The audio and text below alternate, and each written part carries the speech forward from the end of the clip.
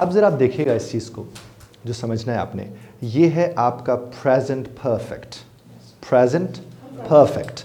अब जो present perfect है, इसको आपने उर्दू में क्या समझना है? जैसे आप कहते हैं किया है, लिया है, दिया है, कर चुका है, कर लिया है। ये जब आपको उर्दू में नज़र आए तो आपको ये टेंस चाहिए होगा। मैं क्लियर? कि आपको क्या चाहिए होगा? यही वाला टेंस चाहिए होगा, तभी आप उसका जवाब दे सकते हैं, नहीं तो आप उसका जवाब नहीं दे सकते। अब देखिए, आप कहते हैं कि मैंने असाइनमेंट कंप्लीट कर ली है। मैंने असाइनमेंट कंप्लीट कर ली है। तो अब आप देखिए फॉर्मूला क्या लगेगा? सब्जेक्ट आई के साथ हैव लगता है। वो जो जर्नी शीट आपके पास है, आप उस पर गौर करें तो आपको अंदाज़ा हो जाएगा।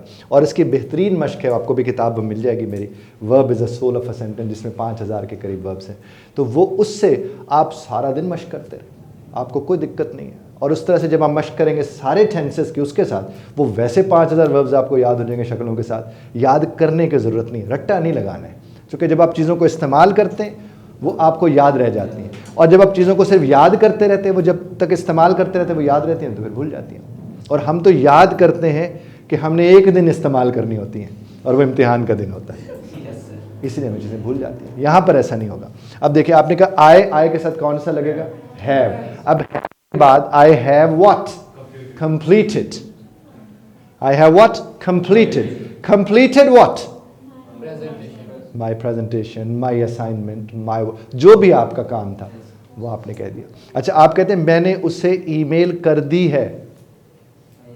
आई हैव ईमेल्ड हिम और आई हैव सेंट हिम, वो जरा थोड़ा टेक्निकली मुश्किल जुमला बन जाता है। I have sent him an email, तो आई हैव ईमेल्ड हिम। और अगर आप कहते हैं मैंने उसको डॉक्यूमेंट्स ईमेल कर दिए, तो आई हैव ईमेल्ड व्हाट?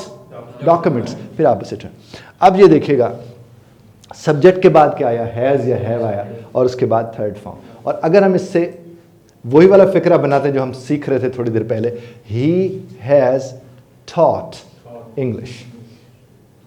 उसने इंग्लिश पढ़ा दी है, वो इंग्लिश पढ़ा चुका है, उसने इंग्लिश पढ़ा ली है। अब जब उसका सवालिया की तरफ जाएंगे, इंट्रोगेटिव की तरफ, तो फिर हैज़ से शुरू होगा।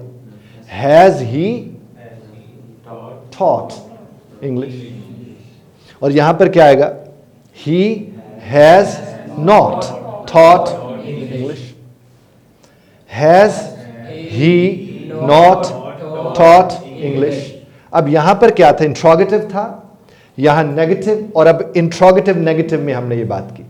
जो ही हम WH फैमिली की तरफ जाते हैं, तो WH फैमिली क्या है? जब आप फिक्रा बनाते हैं, WH क्वेश्चन भी उसे बोलते हैं, मैं उसे फैमिली बोलता हूं। जैसे व्हेन है, वेयर है, वाई है, हाउ है जी, व्हाट है। तो अब हम इधर जाकर रोकते हैं, when has he taught English, where has he taught English. और यहां पर एक्टिव में हमने क्या कहा? He has taught English. और जो ही हमने कहा ही हैज टॉट इंग्लिश, तो पैसिव उसका क्या बनेगा? English has been taught. That's it. Am I clear? Yes, yes, sir. Any confusion so far, boy?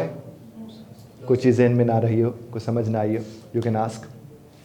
ये अगर हमने इस एक्टिव सेंटेंस पे हैज यूज किया, तो फिर पेशिव में भी वो नहीं, वो जो सब्जेक्ट होता है उसके मुताबिक आता है ना, वो तो उसके मुताबिक आएगा। अगर वो मतलब प्लूरल आया तो फिर हैव आएगा, फिर तो हैव आएगा। देखिए ना, आई के साथ हैव लगेगा, लेकिन इंग्लिश के साथ तो हैव नहीं लग सकता ना, इंग्लिश के साथ तो हैज लगेगा। चूंकि आई, वी, यू, दे और प्लूरल के साथ हैव लगता है। किसके साथ? आई, वी, यू, दे और प्लूरल के साथ क्या लगता है? हैव लगता है। और ही, शी, इट और सिंगुलर के साथ क्या लगता है? क्लियर होगी बात? वो फिर उसी हिसाब से जो सब्जेक्ट होगा उसके मुताबिक लगेगा। हमें क्लियर? ये देखें ना, जो असल में ऑब्जेक्ट था वो चला गया सब्जेक्ट की जगह पर। तो ये मैंने लिखा कि असल में ये ऑब्जेक्ट था लेकिन सब्जेक्ट की जगह पर आ चुका है। इसी तरह से वो ऑब्जेक्ट इस जगह पर है लेकिन असल में तो वो सब्जेक्ट था। तो जो तबादला हुआ है तो हमने निशानी साथ रखी है। ठीक है? Am I clear? Thank you, God bless you.